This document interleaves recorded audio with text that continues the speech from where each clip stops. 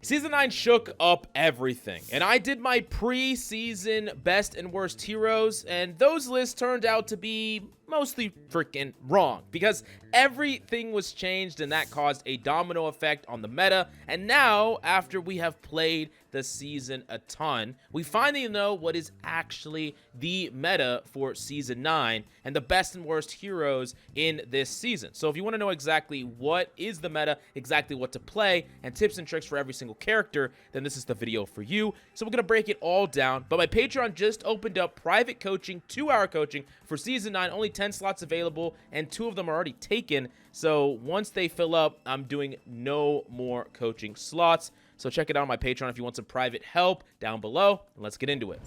Now, the first character that we definitely got to talk about is Ana. And I do want to preface this specifically with Ana is a character that is very popular. So in that sense, in how often you're going to run into her, you're going to run into her a lot because she's a popular character regardless of her power level. But this is actually one of the worst seasons for Ana that we've seen in a long time. And there's a couple of reasons for this. Number one, Ana's overall damage potential is down. Having to hit 4 shots on a lot of characters to kill them, not being as consistent at securing those kills, that's a really, really big deal. And another large factor is that healing overall isn't as impactful as it was before, and damage is more impactful than it was before. So that being worse, and having Ana's kit kind of revolved around either being able to burst heal people up, or the fact that anti-heal is really strong in a meta where healing is strong, but in a meta where healing isn't as strong, anti-heal, especially a nerfed one, is far weaker. Now, this doesn't mean that Ana is unplayable. It doesn't mean that Ana is trash or anything like that. It just means that this is a frustrating, awkward season for Ana mains because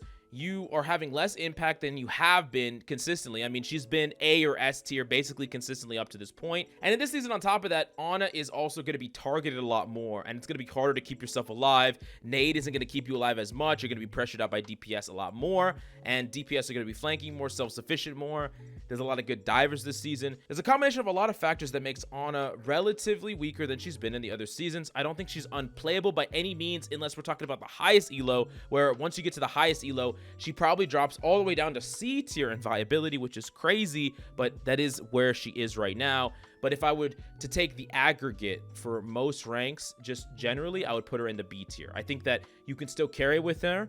You still have carry potential with her on some maps where you can position well and position away from the fight, utilize her range. And in some compositions, you can enable certain tanks really, really well. But outside of that, when we start to get to like true meta play at the high end, she is pretty weak, and I would put her probably in the C tier. Ashe, completely different. Ashe is one of the best DPS in the game right now, one of the best characters in the game right now, period. There's a lot of reasons for this. Hit scans as a whole are just really, really strong because they're consistently triggering the DPS passive, and they're able to trade damage from off angles, and it's just really important to constantly be alive, constantly applying pressure. Hit scans can do this without putting themselves in danger. So hit scans are just really, really strong, generally in ranked. As you climb the ranks more, there's more dive and dive-centric things. So at the highest elos, Ashe would most likely not be the top spot because she could be more pressured, although she could still pressure out a lot of divers as well. But one of the main things that Ashe is so good at is controlling resources and overwhelming resources, because healing is at an all-time low. Being able to dynamite a group of people, having heals on those people be 80% while they're taking damage, and then that passive will trigger all the way towards the end. So like, you're really going to be applying a ton of anti-heal on these targets. I mean, it's really like dynamite is like nade. I mean, it feels that way in a lot of ways, and Ashe is just really, really good on a lot of maps and a lot of situations. I would say that she's very solid. I think for the lower elos and like a lot of elos, she's probably S. I'm gonna put her in the A tier, upper A. She's very, very strong. There are some characters that are just eating up all of the top spots that I do have to kind of reserve for the S tier. We'll talk about those in a second. Now, next up, let's talk about Baptiste. Baptiste is an interesting one because Baptiste has gotten weaker in some ways but stronger in others, mainly because Lamp is still getting a lot of value like usual, but a lot of Baptiste's burst healing doesn't work nearly as well, and his self-healing, like, you know, healing himself with his shift or just being able to duel other DPS, it's lowered compared to where it was before. He's still decent with his immortality field, but it's easier to bait out these abilities and force them out because, you know, he's not going to be able to heal himself up nearly as much. And the combination of all those things means that, like, Baptiste are doing more damage than they have been in the past. And I don't think that Baptiste is the best at dealing damage. Like, he's okay in a poke composition, but he can't be played in a dive composition basically at all. And that inflexibility is definitely going to hurt his pick rate. I think he's a fine pick by all means. And I think at a lot of ranks, he's going to be still really, really dominant and hard to deal with. But as you start to go up against more synergistic teams and duos of players that are really synergistic, you know, like a dive duo, right? Or just two divers on the same page, he gets overwhelmed. And so in a lot of ways, I'm actually putting him in the B. I think he's a fair bit better than Ana, but I don't think that he makes it to the tier of some of these other supports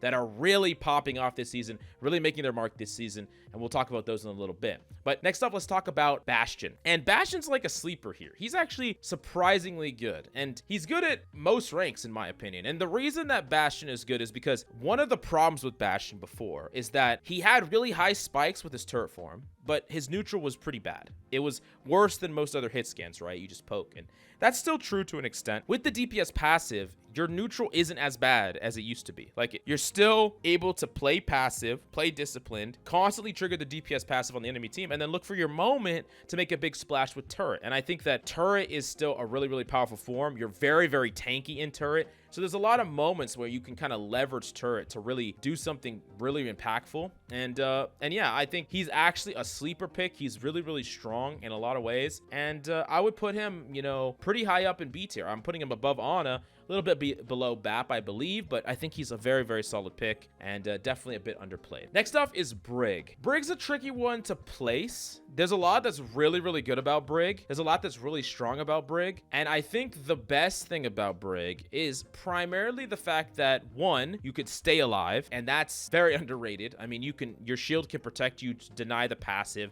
There's a lot of supports that literally just keel over. I mean, if they're out of position in any way, Brig can actually occupy space and stay alive. Her ultimate is actually very, very strong this season. I think one of the most underrated parts about her, or not underrated, but just one of the most important parts about her, is that she's really good at peeling and protecting. She's really good at bailing people out of danger. She's really, really good at denying certain space, people from taking space. And she's good against some of these dive characters that can be really frustrating to deal with. Characters that are really strong in the meta. Ham and D.Va, she's really, really good against them. She has game against a lot of these other divers that we talk about. We'll talk about later on in the video. So there's a lot to her that I think make her really good. And she still has a consistently very high win rate. Like, overall, I actually think that she is better than Bap and Ana this season. I'm actually putting her in the A tier. I think she's that strong. I think she's actually underpicked and underrated relative to her power level, and I'm putting her here respective of that. Next up, we do got to talk about Cassidy. Cassidy is a character that is probably picked more than he's good. Like, there's some, don't get me wrong, there's some benefits to this character. I think the best benefits to this character is mainly that he's a bit beefy. Like, he's better against, like, some of these ball compositions than, like, Soldier is. He's a little bit hard to dive,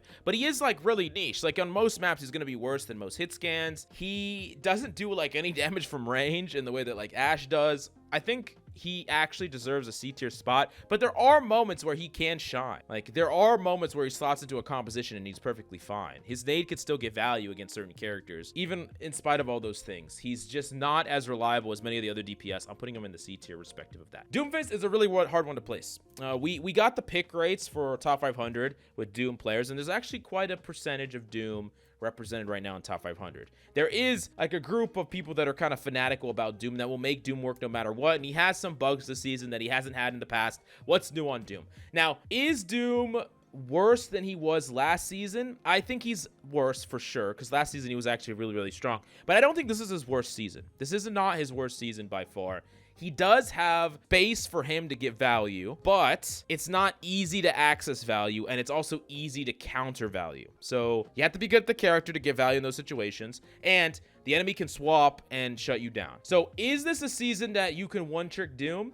If you're really, really good, you can one-trick anything. But realistically, Doom could be a tool that you whip out and use, and for that, he's probably good. but he's not a character that you can lock every single game and just pop off and just have a great time with. Still, with that in mind, I still think he's not one of the bottom 3 worst tanks in the game right now. I still think that he does have space for him to give value, and I'm actually going to put him kind of right next to Ana in that space, where there are meaningful ways to counter him, there's ways to abuse him, but he has peaks. He has places and situations where he can get utter value. Maybe not for long, maybe they'll swap you or whatever, but you could still win a fight, a map, win some huge advantage with the character. And if you're really, really good, there are Dooms that are making him work. There's a Doom in the top 10 right now. There's a Doom in the top 20 right now. There are Dooms all over the top 100 leaderboard with Doom, like succeeding on Doom. It's not that Doom's unplayable, but it is really hard for you to make a solo impact in the way that you have before, because your damage isn't really realistically that high. You're going to be punch botting a lot, and there are clear characters that can just counter you and shut you down. So you combine all those factors together, and Doom isn't as consistent or reliable as many of the other dive characters. So that's why I'll put him in B. There's going to be a lot of tanks above him, but he's not the lowest on the list. Speaking of tanks that are above him, we do got to talk about D.Va. D.Va did recently receive like a slight nerf to the character, making her a little bit weaker than she was before with her missile size. Even in spite of that, D.Va is one of the best characters in the game this season. She does a lot. She's incredibly hard to kill, first off. She's super, super beefy. Just crazy amounts of armor, crazy amounts of health. She's really good at contesting DPS. She's really good at creating imbalances in the DPS matchup, where a lot of the games are based on DPS engagements right now, and D.Va can directly intervene in those. She's really good on high ground maps. On most maps, D.Va is viable, and I would say that D.Va is one of the most flexible characters right now, where you can play her on a lot of different maps in a lot of different compositions. Overall, I'm putting D.Va in the S tier. She is that freaking good. She's not easy to play though. If you want a D.Va guide, you definitely got to let me know down below, because I've been thinking about making one. She is just a very hard character to master though, but a very, very strong character this season, and she's actually been pretty strong for quite a while. Next up, let's talk about Echo. Echo has been mad slept on this season. A lot of people underrate her. She's filling up the top 100 spot. She's like 3rd or 4th most picked DPS. She's just really good when she has more health, for one. When things are harder to kill, having a beam that can just delete things no matter what is just super, super good. And her ult is still one of the best DPS ults in the game.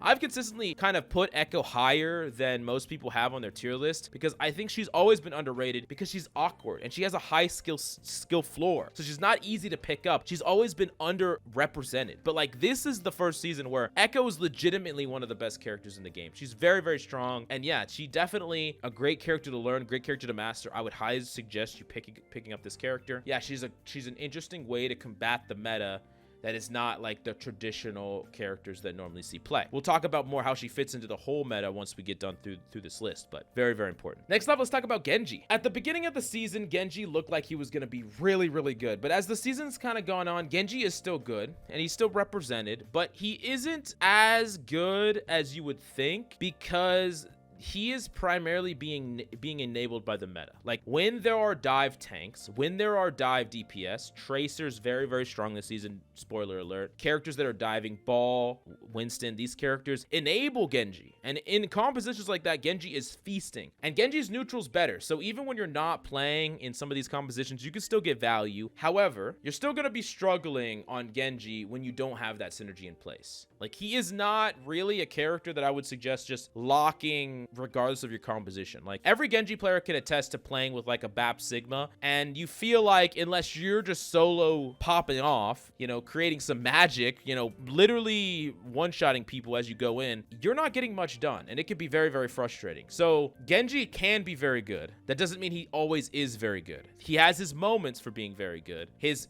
neutral is far better because of the accuracy increase of his shurikens, and his blade overall I would say is better because the neutral is a lot better. You can like kill a Lucio with your blade even if he beats, if you just focus the whole blade on him. Like, it's pretty strong, and I think Genji's in a healthier place than he has been in the past, but he's still very reliant on a lot of these other pieces in a way that like Tracer is not. A Tracer can operate on any composition and she's just fine. And there's been moments in the past where Genji, like in past, I'm talking Overwatch 1, where Genji has felt strong enough to overcome the lack of a synergy. I don't think this is one of those seasons. I don't think he's strong enough to overcome a lack of synergy in your composition. So do I think Genji's a one-trickable character this season? Probably not. That's not going to stop Genji mains, but he's probably not. Same way that I don't think Doom is either. but he is still strong in the compositions that can create space and help him engage. So you combine all those things together, and I'm actually putting him pretty high up in the B tier. I think I'm gonna put him right here. I think there is fair. He might be a little bit above or below, but I think right there is actually fair. Hanzo. So everyone kind of freaked out about Hanzo's hitbox, and they freaked out to the point where Hanzo's hitbox got nerfed. But even when Hanzo's hitbox was busted, he was still not a high-ranked pick. He was still not that good because he was easy to dive, he was easy to punish with characters like Genji and Wrecking Ball, and even characters like Tracer could jump on him and overwhelm him. He's not great against D.Va, and he's just less consistent, even with the giant hitbox, than hit scans when people are skilled. Sojourns as well, freaking Ashes, even Widowmakers. So, you know, you combine all those things together, and Hanzo was already not the greatest before the nerfs, and now after the nerfs, the hitbox, not the hitbox change, but the damage change has affected Hanzo in a crazy way. And I've said this before, when you make a character's entire kit rely very strongly on one-shots, and you remove the one-shots from that character without a compromise, and buffing Storm Arrow is not a compromise, the character feels flawed. Like, they needed to give Hanzo some other form of utility. You could even reduce his damage even more, but then give him real utility. Give him something besides Storm Arrow that's decent, right? Or give him an alternate fire or something. Like, the thing about Hanzo is he's just way too vulnerable. And I understand, maybe in your game, your experience is like, this Hanzo's not missing. He's hitting all heads, you know? Like, that Hanzo is literally just probably cracked or higher skill than your lobby, most likely. And the reality of it is, at the highest levels of skill, hit scan will always be more consistent than projectile. Always. It will always be more consistent because there's no travel time. There's no room to dodge or room to predict, right? So anyways, Hanzo without his one-shot capability, he's gonna be a lot weaker. I mean, you could make his freaking arrows shoot literal logs, not like the joking logs, but like literal logs, and he would still not be the best DPS in the game. So yeah, anyways, I'm putting him in the C tier. I think he could still be played on sniper maps. He still is good at fighting widows, which is nice, you know, because a lot of these sniper maps are being based off Widow. Like, they're literally built around Widowmaker, and when that happens, having a second character that can help you in the Widow duel or fight the Widows, it's nice. But yeah, he's still struggling, and he's not anywhere near as dominant as most people think he is. Illari, or Illari, she recently did get a buff. Relatively, she did get a buff where she does, you know, she hits her shots a little bit easier, and she can heal. She can like have a better rhythm with her damage and her heal and things like that. And her pylon isn't as punishing for destroying it. All that stuff. None of it really matters because Illari is relatively weak right now, weaker than she's been in a long time, and I would say that she's probably one of the weaker characters this season, and there's a couple of reasons for that. Before the DPS passive, Illari had a lot of the same capabilities as a DPS, but with an extra amount of utility as heals, right? But now she is worse at doing damage, she doesn't have the passive, and her own utility doesn't heal her as much when she's dueling DPS characters. And this is a character that her whole value, her whole utility is based on her damage. She doesn't have a discord, she doesn't have a boop, she doesn't have speed, she doesn't have anti, she doesn't have immortality field. She has damage and heals. That's what she has, and she's worse at doing damage than she was before by a huge margin relative to the overall roster, and she's worse at healing than she was before by a large margin, and she's worse at dueling. So if you're worse at all those things, it doesn't matter the little tiny things they buff, the character's not very good. I would say that she's actually borderline F tier, but because you have enough skill expression in the character to carry some games if you're really mechanically good, I don't necessarily think that you can't win games with her or anything like that. She's not like a complete throw character like Junkrat was at the very start of the season. He was like a legit F tier character when he couldn't even one-shot anybody and couldn't operate. I mean, you Junkrat mains, you know the struggle. At the very start of the season before he got buffed, he was legit F tier. I don't think Illari is that bad, but I do think that she's not good. She's definitely not good. She's definitely a D tier character. Now, Junkrat, even with the buffs to Junkrat, a lot of you Junkrat mains that might not like it, but I'm actually putting him in the D tier as well. And let me justify this for a second.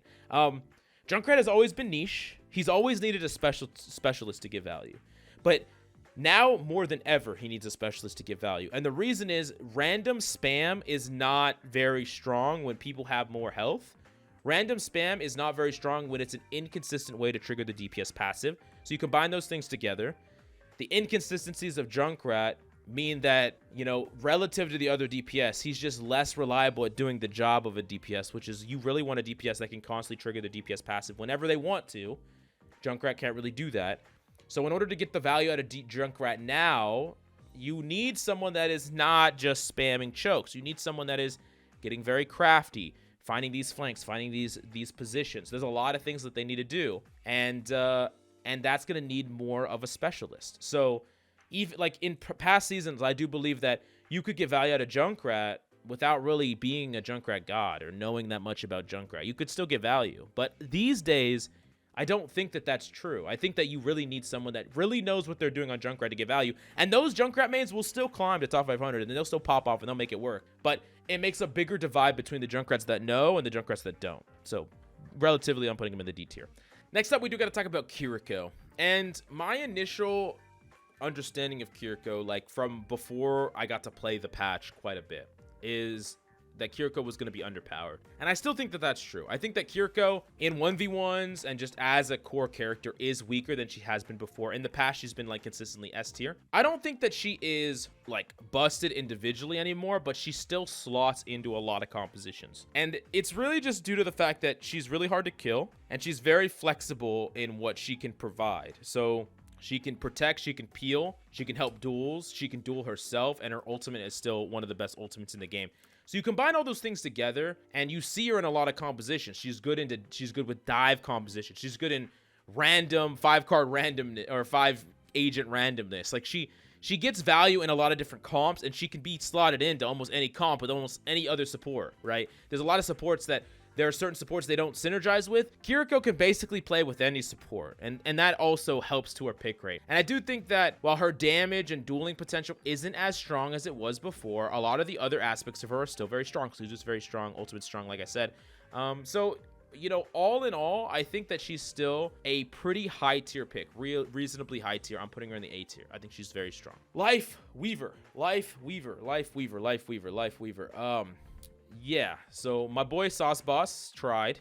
He tried playing this character, and he's been struggling. This is basically the weakest that Lifeweaver has ever been. And I'm talking about even considering when he was released and just was actually awful. Like, actually so bad that it changed the design philosophy of Blizzard because they never wanted to release a weak character like that again. Lifeweaver is that weak right now. This character doesn't do any damage, has a very hard time healing up their team. Tree is less reliable as an ult because of the DPS passive, and Pool has always been weaker than like Suzu or a lot of other saving abilities because it's tempo negative. It's literally tempo negative. You have a tank in a position so that they can do something, and instead of saving them from a bad situation and allowing them to go do the play that they wanted to do, you remove all the space, right? I've talked about this before.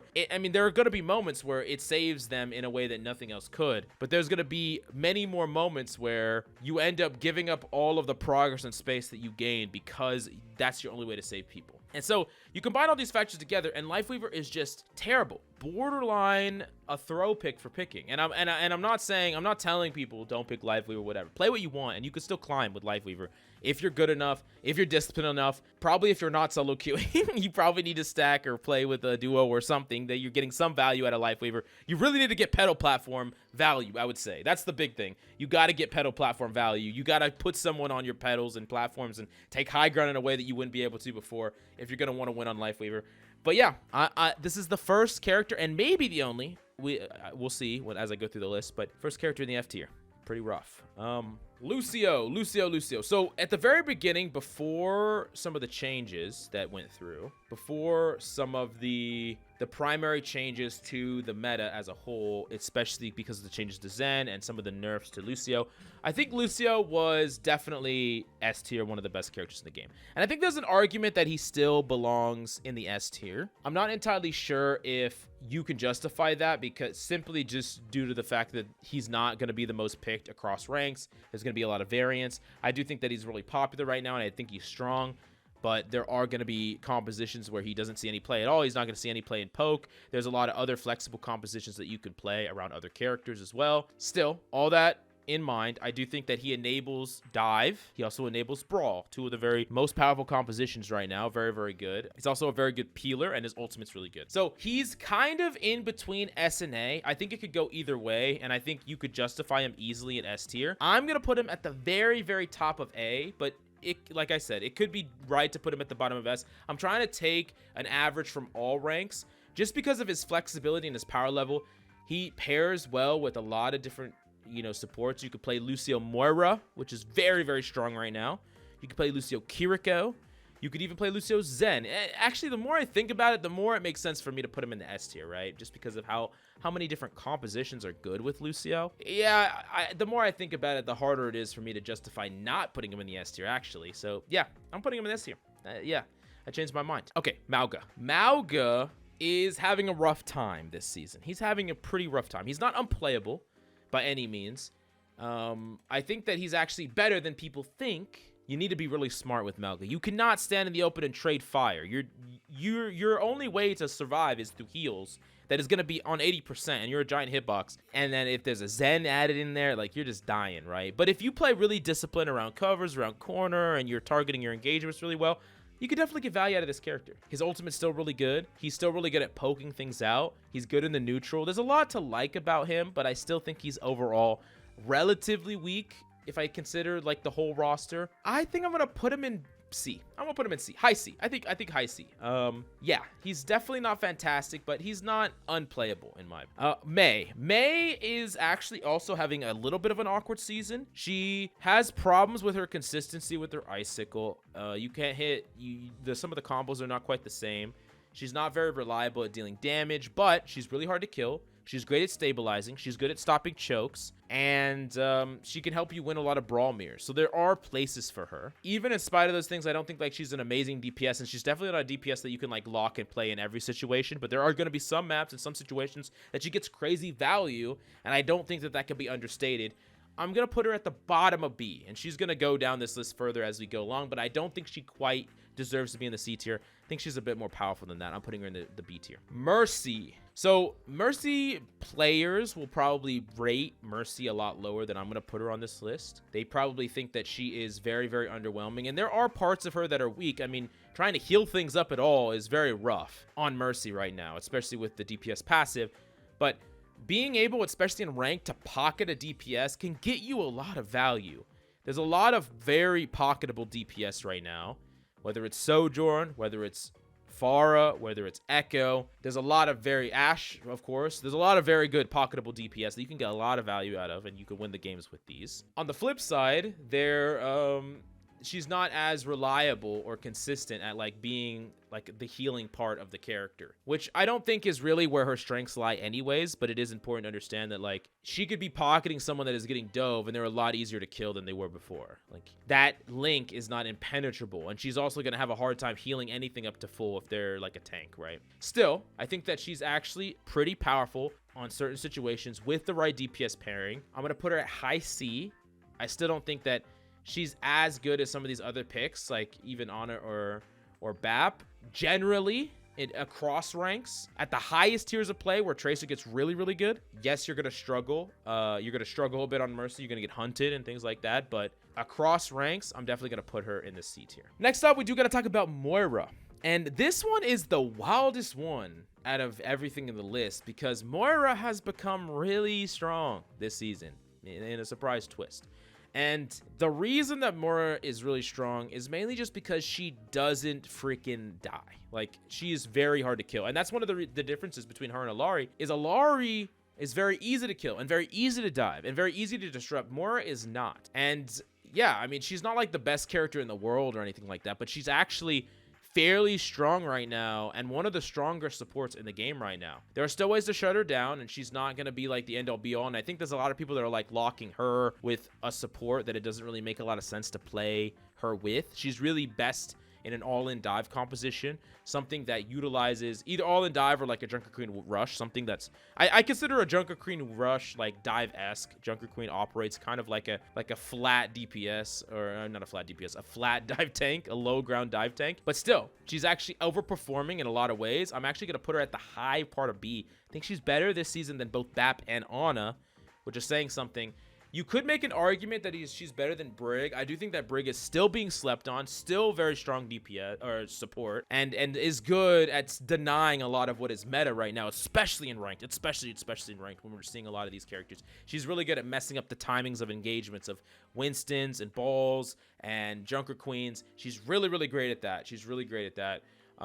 So yeah, I think that this is where I'll place Moira relative. Orisa is not that bad this season. I think Orisa is actually pretty good this season, and there's a lot about Orisa that to like. She's really good at still doing all the stuff that Orisa's always been good, shutting down things and stuff like that, but she's also a tank that is not that greedy for resources, especially if you're really disciplined about using your cooldowns.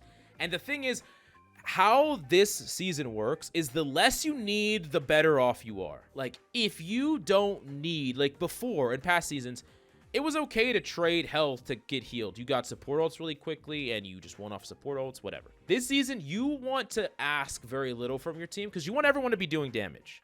You want your supports to be doing damage. You want your DPS to be doing damage. You don't want anyone peeling for you. You want to be very independent and you know, not need things from other people as much as you possibly can this season. And Orisa's pretty good at that.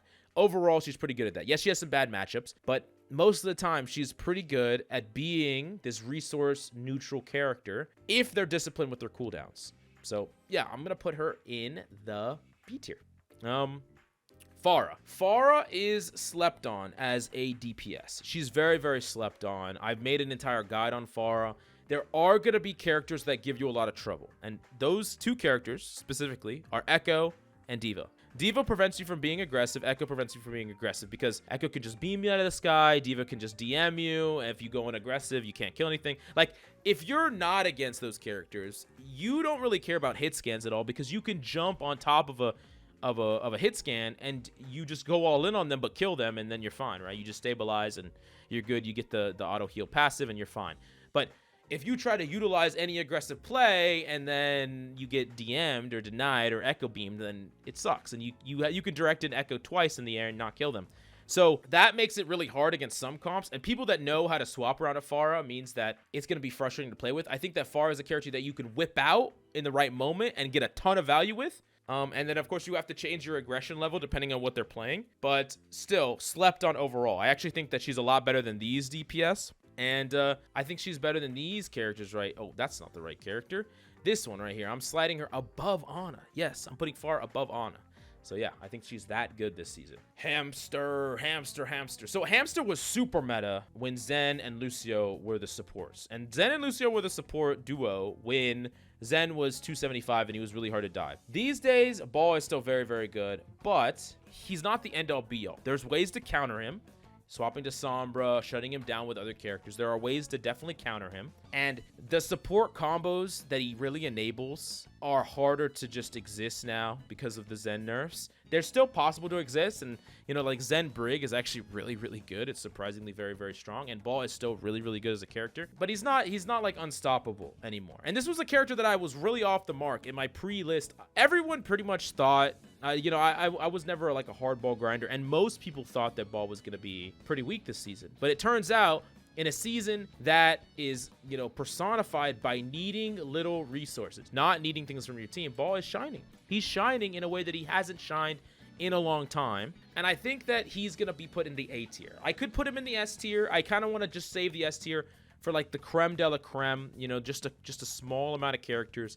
But you could probably justify Ball being in the S tier if you wanted to. But I do think that across ranks, I think that Ball is an A tier pick. Now, just a little bit of advice for anyone that's trying to pick up Wrecking Ball and doesn't really know how to play him. The thing that you need to do the most is time your engagements with your team's line of sight. I cannot tell you how many freaking hamsters I've coached where every ball slams way before their team can even see.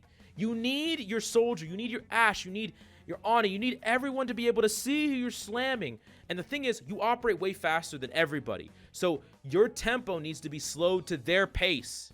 They don't need to speed up to your pace. They can't possibly do that. So please look at your team, set up, find where you're going to dive, wait for your team to get in line of sight, and then slam. I promise you, that alone, that advice alone, will make you 10 times better at Ball. I'm just saying. Anyways, moving on, we have Ramattra. This one's a little bit of an interesting one because I do think that Ramattra can definitely take over a lobby, but But Ramattra is a resource greedy tank. Pretty resource greedy. Not a tank that can operate on very, very little heals. Not a really great poke tank relative to like Sigma. So there's a lot of weak parts about Ramattra. I do think that Ramattra is still really dominant at a lot of ranks. He does have a lot of carry potential.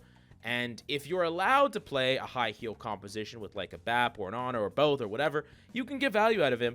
But overall in the meta, I do think that he is relatively weaker than the other tanks because he is so greedy and selfish for resources. And he's not that great at denying. Like, D.Va's good at denying. Ramattra's not. He wants to be enabled. You know, a lot of these tanks are they either don't need resources or they're good at denying resources, denying value.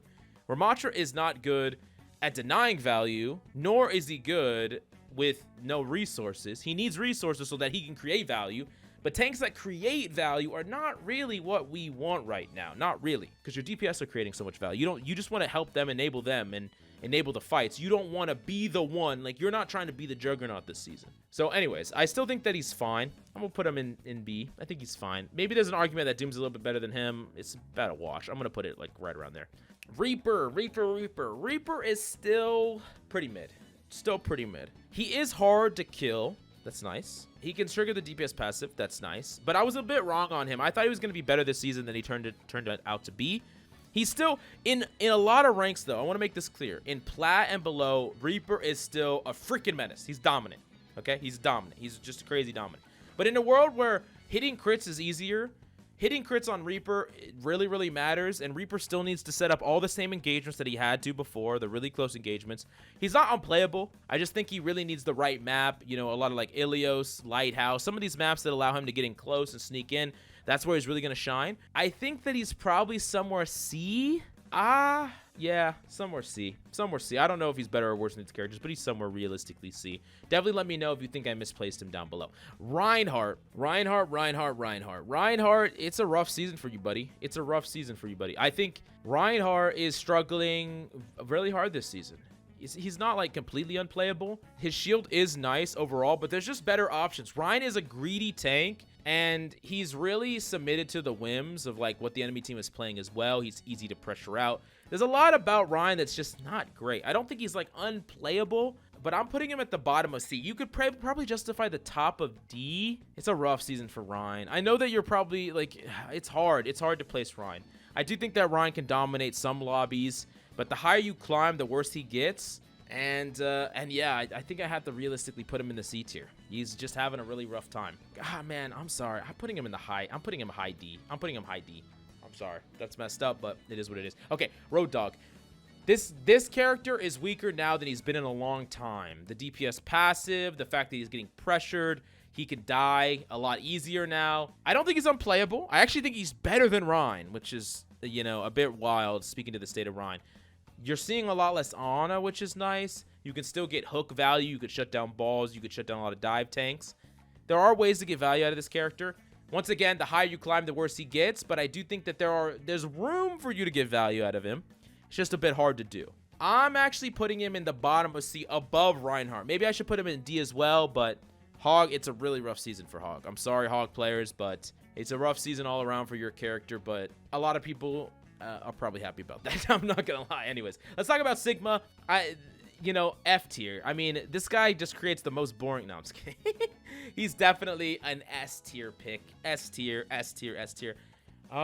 He's actually very resource light because you can manage your cooldowns. You don't really need a lot of healing with this character.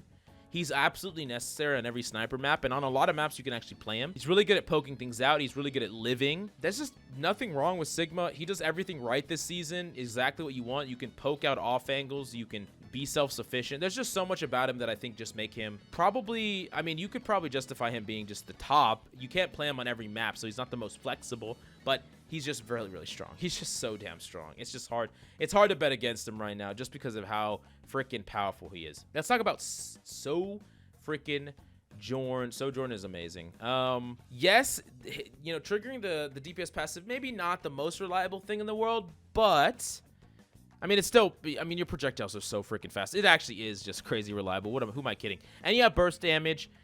you're probably not as strong as Ashe is, but you're still very strong. I think that Sojourn is still very, very, very strong DPS. And overall, I'm definitely going to put her in the A tier. Just one of the most powerful characters in the game and definitely deserving of this high placement. Soldier 76. This is another character that I think is very strong. I'm probably going to put, I don't know if I put Soldier above or below Sojourn. So at the highest tiers of play, I think that Soldier is actually weaker than Sojourn. But in 95% of play, he's better. Yes, I'm gonna put him like that. Very good at triggering the DPS passive, very self-sufficient, can get solo kills by himself, can apply pressure. There's just a lot about Soldier that's really, really good. He does suffer against a lot of dive compositions. He is getting absolutely feasted on by Hammond, and you know, you just get isolated out and killed and dove. He is getting outranged by characters like Ashe. You can't really play him on sniper maps, and you can't really play him against dive. So there are weaknesses of the character, but like, he's just so self-sufficient, and he does, like, once again, he doesn't need a lot from other people. He has great mobility. Probably the best season for Soldier since the start of Overwatch. I mean, at the very beginning, he was really, really busted, but since then, probably the best season for Soldier. Very, very good character overall. I think pretty powerful. Sombra. Sombra is good almost as a result or as a byproduct of Tracer's goodness, because I think that Sombra is a better combo with Tracer than Genji is in a lot of games. Sombra's just very disruptive. She's really great in the ball mirror. She's really great to play with ball. She's really good at disrupting a lot of characters in general. Yeah, I'm gonna put her here. I think she's really good, but you need to play her in the right compositions. She's not really a character that you want to like go flank backlines with and try to delete people. It's gonna be pretty hard to do, but she just has a lot of great utility. Once again, I don't think she's a great one-trick character, kind of like Genji, but she has moments where she just will take over an entire lobby and shine.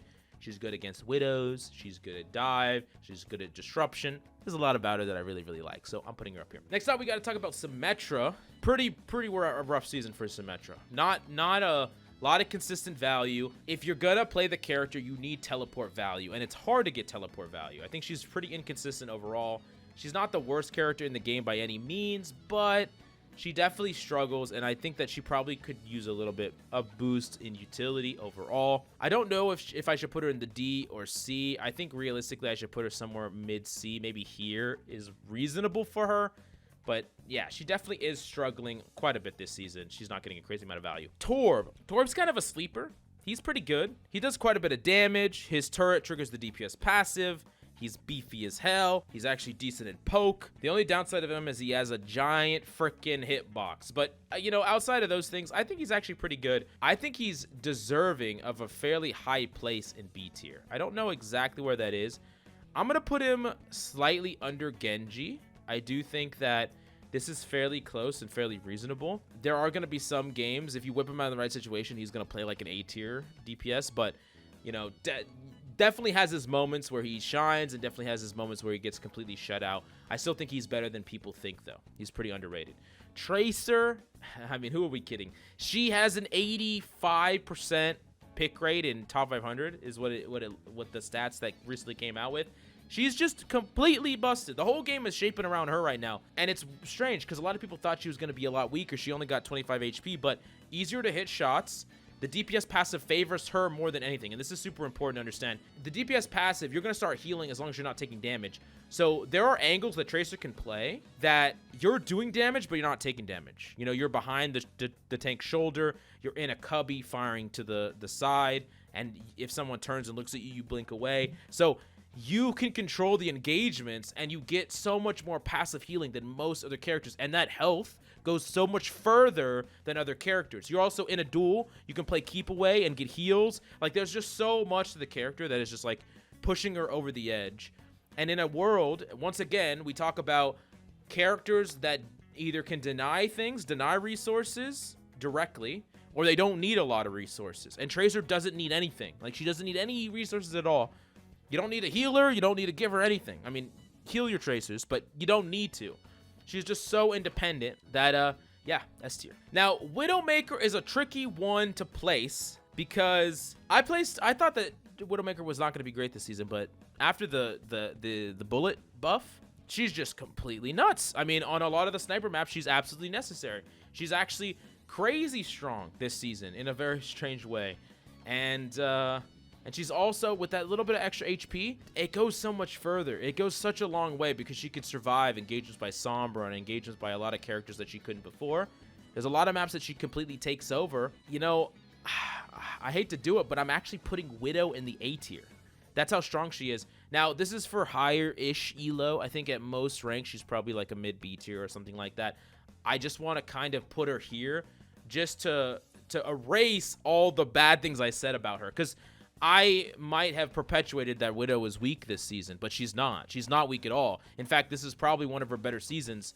So, yeah, I mean, it's actually, it's nice to be able to consistently, you know, hit these headshots. Also, like, with the bigger bullet size, like, good Widows are now great Widows. Great Widows are now insane. Like, take over a whole lobby insane Widows. It's just freaking nuts. And don't even get me started about Widow on release. Like before they nerfed her bullet size, it was just like, I was like, I cannot believe I rated this character low because this character is just taking over lobbies like completely. Anyways, bottom of A, top of B, something like that. Winston's fantastic. One of the best characters in the game. Very, very good. Now, Winston players, he's not easy to play. He's very difficult to play. Your timing has to be good. You know, mechanically, you actually have to be pretty good. Your primals have to be good. Your alternate fire needs to be on point. There's a lot about Winston that is hard, but I do think that Winston is very, very strong in the right hands. He can completely take over a lobby if you have the right amount of team going with you. You create a ton of space for your DPS, and enabling your DPS to do their job is one of the best things you could do on a tank. Like, a lot of people want tank to just, like, walk in and be Terminator and kill everything yourself. But if you're someone that denies enemy value, like D.Va, or creates opportunity, like Winston, you're going to do crazy, crazy, crazy things in lobbies. And yeah, Winston is very, very strong. Next up is Zarya. Zarya can be good. She's not good on any high ground map or any long distance map, but she is a solid tank. There are going to be less situations that I think she's stronger, really, really strong in the situations she's good, but there are less situations where she's playable like Orisa is. Overall, I think she edges it out slightly. She's not amazing. She's not fantastic. But there are going to be some games that she can take over, especially after her recent buffs. But yeah, you got to recognize when you can get that value, when you can't. It is kind of sad and rough for her where she has pretty bad matchups against characters like Tracer, Echo, and Ball. So I think if you're playing against true meta, she's probably placed quite a bit lower than this. But if I bounced her more for like all ranks, I know I didn't do that with Widow, but you know, it's my list, so who cares? I'm doing what I want. But yeah, anyways, put it in B. Next off is Zen. Yeah, I'm putting him I'm sliding him at the very bottom of S. And you know, this would be more fair. I'm just not gonna do it. It would be more fair. Yeah, this list is chalked. I don't know what to tell you. Anyways, Zen is insane. Even after his health nerf, I mean, he still has 250 HP. What? It's Zenyatta. Anyways, and a crazy strong kick. Discord is just so crazy. Like, it's so freaking strong right now. It's so important. And Zen just outputs a crazy amount of damage. Damage is at a premium this season, and Zen offers it in spades. He's just the GOAT right now. He's so freaking strong, and he's definitely S tier. Junkrat Queen. Junkrat Queen is probably the best ground tank or like a brawl tank by quite a margin. I think she's really, really good. She is seeing quite a bit of play in top 500. She isn't like the best like tank period or anything like that. And she definitely has bad matchups, but I think like overall, she's really good at like shouting is really good at enabling, you know, Tracers, Genjis, a lot of other DPS. I'm actually going to put her like right around here. I think she's that good. And overall, this is my definitive list for the meta this season. After playing, you know, a ton of freaking games this season, coaching a lot this season, looking at what is seeing play, this is what I would say is the best overall across ranks. Of course, it's slightly skewed to a little bit higher ranks, but it does take everything, trying to take everything into account. This is just my opinion here, but I think this is probably one of the best metas we've seen in quite some time. I'm a big fan, mainly because I think a lot of the characters that are good right now at the higher end are all very mechanically intensive characters. A lot of the characters that feel a little bit cheesy, get a little bit of free value sometimes, they're either heavily neutered or weaker than they've been in a long time. And I think that that's a good thing. That's just my personal opinion.